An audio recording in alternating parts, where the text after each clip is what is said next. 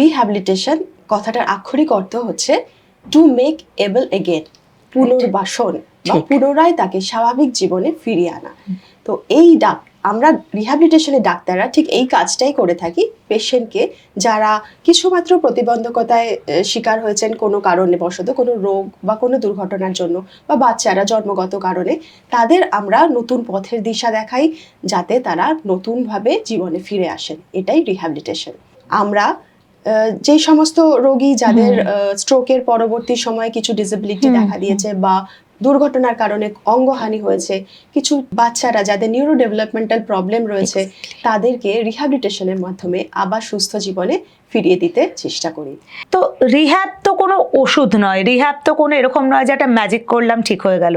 তো what's the mechanism, মানে কিভাবে অঙ্গ প্রত্যঙ্গকে আবার পুনরায় দাঁড় করাচ্ছে, এইটা কিভাবে হয়? এইটার জন্য একজন রিহ্যাবিলিটেশনের ডক্টরই যথেষ্ট নন।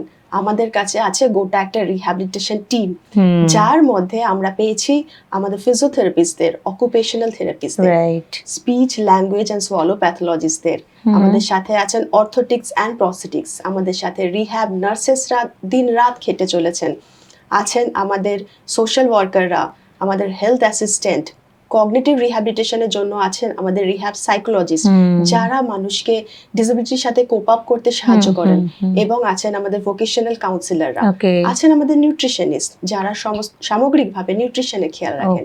তো এই পুরো টিমটাকে আমরা লিড করি রিহ্যাবিলিটেশন ফিজিশিয়ানরা, এবং সামগ্রিকভাবে একটা টিম ওয়ার্কের মাধ্যমে পেশেন্টরা রিহ্যাবিলিটেশনটা দিকে এগিয়ে যান।